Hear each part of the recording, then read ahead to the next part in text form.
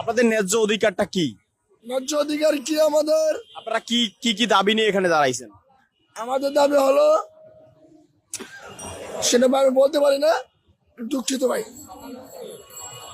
আপনারা শাহবাগের সড়ক অবরোধ করে দাঁড়িয়ে আছেন অথচ আপনারা জানেন না? এটা আমাদের এখনো বলা হয় নাই। আমাদের একটাই দাবি, আমরা